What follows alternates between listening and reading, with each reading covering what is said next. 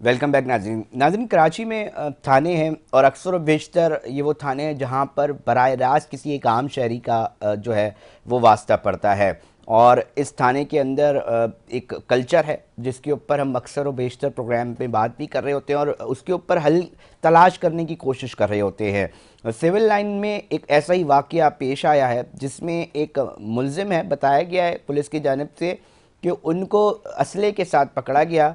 जो मुलजिम है उनकी वालदा थाने जाती हैं और एसआईओ से जब बात करती हैं और ये मुतालबा करती हैं कि खुदा के लिए हमारे बच्चे पर तशद्दुद ना करो, तो उसमें उन्होंने मौक़िफ़ इख्तियार किया है कि एसआईओ जो हैं वो नशे की हालत में थे और ना सिर्फ उन्होंने बेटे को तशद्दुद का निशाना बनाया और साथ साथ बदतमीज़ी भी की। अब मामला ये है कि डीआईजी साउथ असद रज़ा साहब ने इसके ऊपर नोटिस लिया है, एसआईओ को मुअत्तल कर दिया है और इंक्वायरी शुरू हो चुकी है। ये मामला वीडियो की शक्ल में सरफेस हुआ, सोशल मीडिया पे अफसरान ने बाला तक पहुंचा और एक्शन हो गया। मगर ना जाने कितने ऐसे वाक़यात इसी रिवायती थाना कल्चर की बुनियाद पर हो रहे होते हैं, मगर चूंकि वो रिपोर्ट नहीं हो रहे होते तो आवाम जो हैं वो इसी तरह शिकार हो रहे होते हैं। वालदा है वो मौक़िफ़ इख्तियार करती हैं, असला जो है वो लाइसेंस वाला था और हम अदालत में लाइसेंस पेश कर देंगे, मेरा बेटा डकैत या किसी हीनियस क्राइम में हिस्सा नहीं है। ये कुछ सवाल है जिसके जवाबात लेने की कोशिश करेंगे। मेरे साथ इस वक्त साबिक एसएसपी अल्ताफ़ हुसैन साहब हैं, तफ्तीश से ताल्लुक़ रहा है और इनसे पहले जानता हूँ कि सर ये थाना कल्चर अल्ताफ़ साहब कब ख़त्म हो गया? एक आम आदमी थानों के अंदर मुख्तलिफ़ तरीक़ों की परेशानियों का हिस्सा और शिकार बनता है। सर आपके पास कोई हल है? रहमानिर्रहीम। देखें कि ये शुरू से ही ये एक बड़ा पुराना और मसला है ये पुलिस के साथ कि वो अपना जो भी कंप्लेनेंट है या जो भी थाने में आता है उसको अच्छे तरीके से डील नहीं करते। और इसमें जो मैक्सिमम जो पुलिस की कोशिश होती है कि जी उनके साथ अच्छे तरीके से बर्ताव किया जाए, जो हाईली सुपरवाइजरी ऑफिसर है वो तो यही चाहते हैं। लेकिन इसमें सबसे बड़ी बात ये है कि इसमें लैक ऑफ ट्रेनिंग, खास तौर पे ड्यूटी ऑफिसर्स की, ये जी ड्यूटी ऑफिसर्स या फिर वो जो पुलिस ऑफिसर जो आवाम के साथ डील कर रहा है उसकी सबसे बड़ी नेग्लिजेंस ये होती है कि उसकी ट्रेनिंग अच्छे तरीके से नहीं हुई होती, ना ही उसे ह्यूमन राइट्स पढ़ाए जाते हैं। एक अफसर जो कि शुरू 35 साल की सर्विस होती है उसकी, लेकिन वो कभी ट्रेनिंग पे नहीं गया होता, अलावा वो जो बेसिक ट्रेनिंग उसकी होती है ये पीटी परेड और ये दीगर चीज़ें। तो हमें सबसे पहले पुलिस अफसरान को या जो ये हायर अथॉरिटीज़ हैं, जो गवर्नमेंट है, उसको इस पे कम से कम उनकी बेसिक ट्रेनिंग ह्यूमन राइट्स की और जो भी इंटरेक्शन आवाम के साथ करता है या जो भी लोगों के साथ करता है उसको सिखाई जाए, ताकि वो आवाम से अच्छी तरीके से डील करे। और उस पे एक बड़ी सख्त किस्म की सुपरविजन भी होनी चाहिए, ताकि उन पता चले कि जी कौन शराब पी के बैठा हुआ है या कौन किस तरीके से काम कर रहा है या नहीं कर रहा।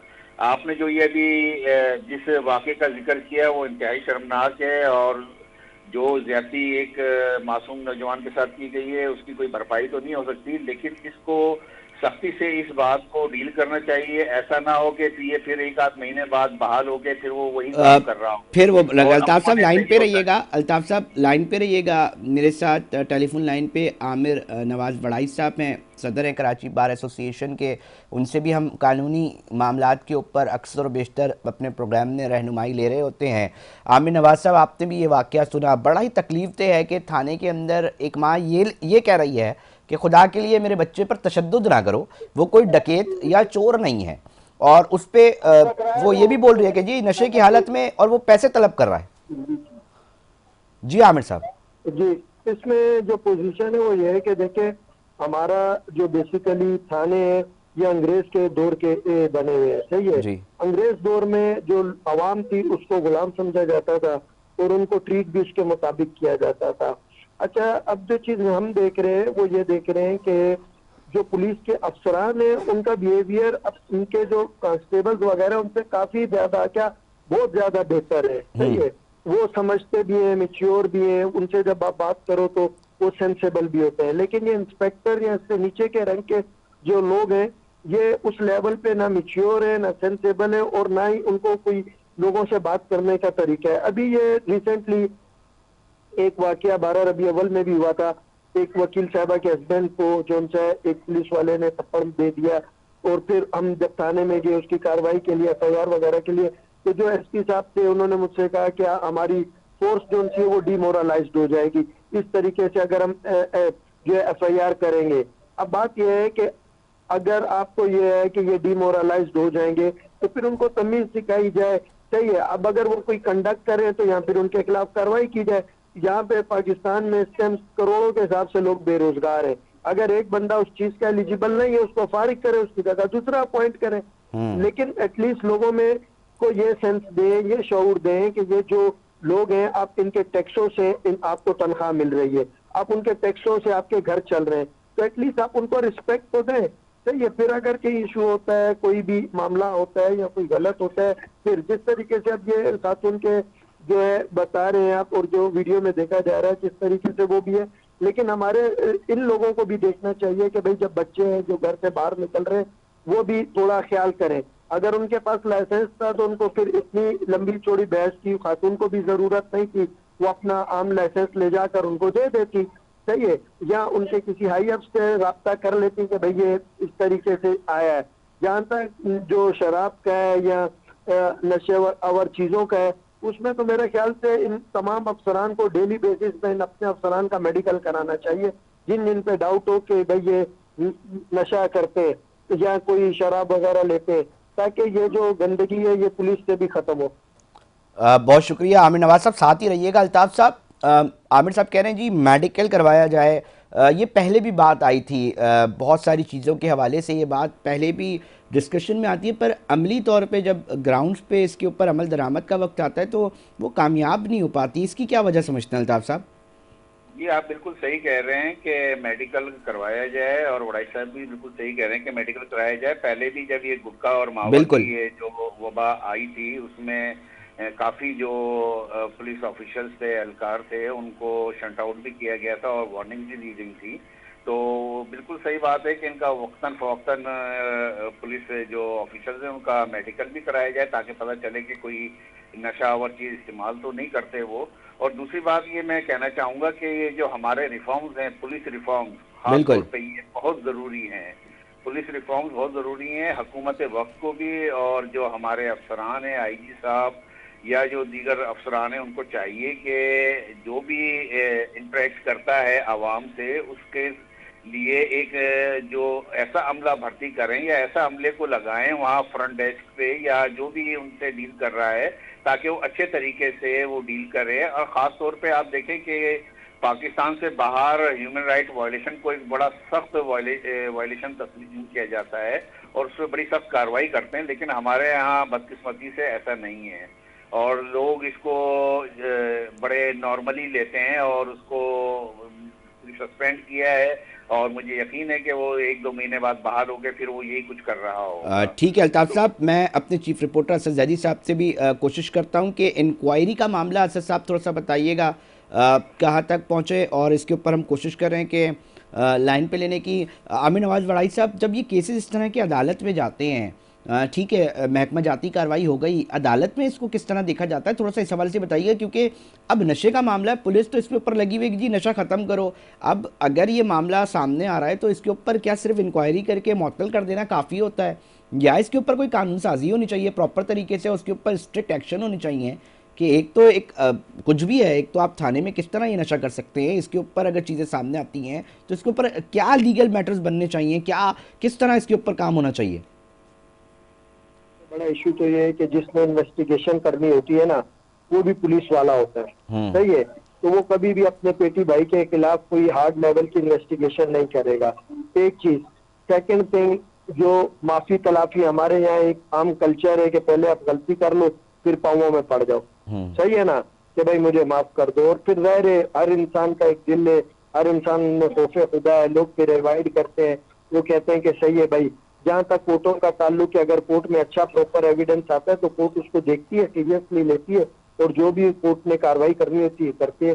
और पुलिस वालों का जो मामला होता है उसमें कोर्ट का थोड़ा हार्ड भी होता है, वो ये कहते हैं कि भाई इनका काम है लोगों की खिदमत करना, और अगर यही इलीगल काम करेंगे, यही क्राइम को रोकने के बजाय खुद क्राइम करेंगे, एग्जैक्टली तो फिर क्राइम कैसे रुकेगा?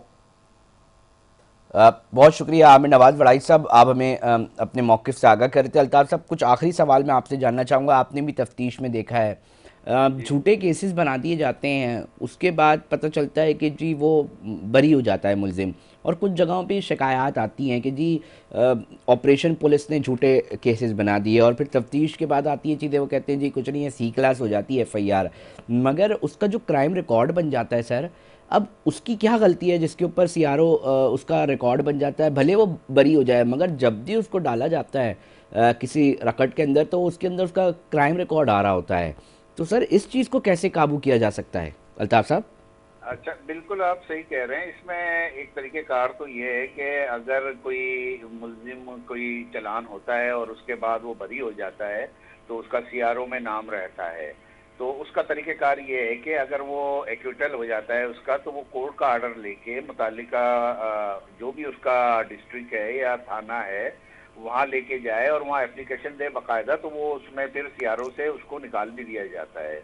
तो ऐसा भी होता है। और बहरहाल आप सही कह रहे हैं कि बाज़ औक़ात झूठे केस भी बन जाते हैं और बनाए जाते हैं, लेकिन ये है कि इसमें तरीक़ेकार यही है कि अगर वो सीआरओ से अगर उसका कोई अगर वो एक्विटल हो जाता है, कोर्ट से बरी हो जाता है, तो वो उसका वहाँ सर्टिफिकेट दे, अपना जजमेंट दे और कॉपी दे, और उसके बाद उसका नाम वो सीआरओ से निकाल दिया भी जाता है। लेकिन बाज़ लोगों को नहीं पता होता, तो इस वजह से वो परेशान होते हैं।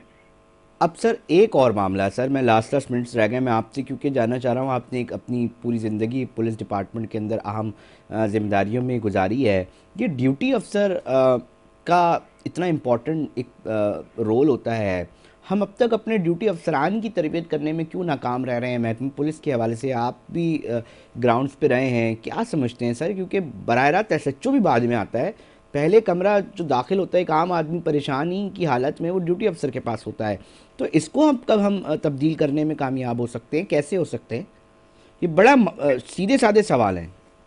जी, बिल्कुल आप सही कह रहे हैं। अच्छा, इसमें अक्सर ये कोशिशें होती रही हैं। आपने देखा होगा कि कई आईजीज़ के ज़माने में ड्यूटी ऑफिसर रूम्स भी बने, वहाँ बड़ा खूबसूरत, वहाँ हम्म। उन्होंने माहौल भी, सोफ़ा सेट और फ्रंट डेस्क और कंप्यूटर और एसी और डिस्पेंसर वगैरह, वाटर डिस्पेंसर वगैरह लगाया, ताकि लोगों पर अच्छा असर पड़े और वो अच्छे तरीके से आएँ, और पढ़े लिखे अफसर भी बिठाए जो डायरेक्ट एएसआई भर्ती हुए थे, जो ग्रेजुएट थे और अच्छे तालीम याफ्ता थे।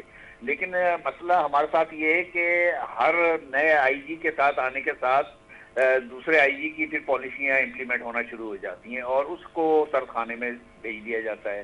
तो ये हमारे यहाँ उसका पॉलिसियों का तसलसल नहीं है, जिसकी वजह से ये परेशानियां होती हैं। और ये बिल्कुल सही है कि बेचारा एक जो विक्टिम है, जिसकी कार छीनी गई है या मोटरसाइकिल छीनी गई है या उसके साथ डकैती हुई है, मोबाइल छीना गया, वो पहले ही एक ट्रॉमा में होता है और आगे से जब वो थाने जाता है तो वहां से और परेशानियां शुरू हो जाती हैं। तो इसलिए लोग कहते हैं कि जी पुलिस रिपोर्ट ही नहीं कराओ भाई, परेशानी ठीक है। वो जो परेशानी गुजर गई वो तो ठीक थी, अब ये फिर आगे पुलिस परेशान करेगी। अ, तो ये एक आम तासुर है ये, तो इसको दूर करने की बहुत सख्त जरूरत है। और इसको मैं समझता हूँ कि इसको सोशल मीडिया पर और इस पर तमाम इसको वो भी किया जाए, इसको रिले भी किया जाए, ताकि लोगों को पता चले कि जी अगर अब वो ड्यूटी ऑफिसर इस तरीके से बिहेव नहीं करेगा जिस तरीके से लोग पहले ठीक। परेशान करते थे। उसको कहते थे कि जी कॉपी, वो पेपर ले आओ, पेन ले आओ, या इस तरीके से ठीक है दूसरे सर, तरीके से परेशान करते थे। बहुत शुक्रिया अल्ताफ साहब, आप तफसीलात से और अपने मौक़िफ़ साझा कर रहे थे। कुछ सवाल थे थाना कल्चर को लेकर जो कि हम तब्दील करने की कोशिश कर रहे थे। असद साहब, लास्ट सवाल मैं पूछना चाहूँगा इंक्वायरी के हवाले से, क्योंकि माजी में भी हमने देखा इंक्वायरीज़ होती हैं मगर उसके नताइज जो है वो बेनतीजा निकलते हैं, फिर अफसरान तैनात हो जाते हैं मुख्तलिफ, मगर उसके ऊपर ठोस इकदाम क्यों नहीं दिखाई जाते असद अली साहब? बात तो ये है कि जो जिस वाक़े का यहाँ जिक्र किया जा रहा है, थाना कल्चर की बात की जा रही है, चीजों की बात की जा रही है, यहाँ पर देखिए अली रजा, सबसे अहम बात यह है कि जिस अफसर ने इंक्वायरी मुकर्रर की है वो अफसर खुद डीआईजी साउथ हैं, और जाहिर सी बात है कि डीआईजी रैंक एक बहुत रिस्पॉन्सिबल रैंक है। इसके साथ साथ जिनको मुकर्रर किया गया है वो भी एसएसपी हैं, तो उम्मीद की जाती है कि इस मामले में तो जरूर जो है कोई ना कोई चीज सामने आएगी। देखिए, इल्जाम ये नहीं कि बदतमीजी हुई, कहा तो ये भी जाएगा कि सामने से भी बदतमीजी हुई, जो फुटेज नजर आ रही है उसमें जाहिर सी बात है कि खातून भी मुकालमा करती दिखाई देती है। लेकिन जो असल बात यह है कि जो बरजमान है उस वक्त कुर्सी पर ऑफिसर वो नशे की हालत में क्यों थे, या ये थाने का कल्चर बन चुका है कि हमने सर्व इस तरह कर सिर्फ तब्दील करने की जरूरत है। उसके अंदर सबसे अहम किरदार, अब एसआईओ कोई ड्यूटी ऑफिसर की बात की गई या इन्वेस्टिगेशन ऑफिसर, तो एसआईओ एसएचओ से ऊपर एसआईओ भी एक पोस्ट है और एसएचओ भी एक पोस्ट है जिसमें सब इंस्पेक्टर से इंस्पेक्टर दोनों ही तैनात किए जाते हैं। तो क्या उन लोगों की तरबियत की भी अब जरूरत है? ऐसी ठीक। बात नहीं है, या नेग्लिजेंसी हो रही है और जब इसको हम देखने भूल की चुके ज़रूरत हैं। है। बहुत शुक्रिया असद अजीज साहब, चीफ रिपोर्टर। बहुत शुक्रिया अल्ताफ हुसैन साहब, साबिक एसएसपी, और आमिर नवाज वड़ाई साहब, सदर कराची बार एसोसिएशन। और हम कोशिश करते रहेंगे कि आइंदा भी जो अवामी इशूज़ हैं उसके ऊपर बात करते रहें, क्योंकि एक अहम मामला है और उसके ऊपर कंसर्न अथॉरिटीज़ तक पहुंचाना ज़रूरी है कि आखिर ये मामला कब रुकेगा, कब थाने कल्चर जो है रिवायती वो तब्दील होगा और एक आम शहरी को जो पहला इंसाफ का या कह लें कि उसको कोई हक मिलने की उम्मीद होती है वो थाना होता है, और जब वो दाखिल होता है तो उसको मज़ीद परेशानियों में डालने के बजाय उसके हल निकालने चाहिए। नाज़रीन, प्रोग्राम का वक्त इख्तिताम की तरफ पहुंच चुका है। अपने मेज़बान अली रज़ा को दीजिए इजाज़त। हम फिर हाजिर होंगे, जब तक अपना बहुत ख्याल रखिएगा। अल्लाह निगहबान।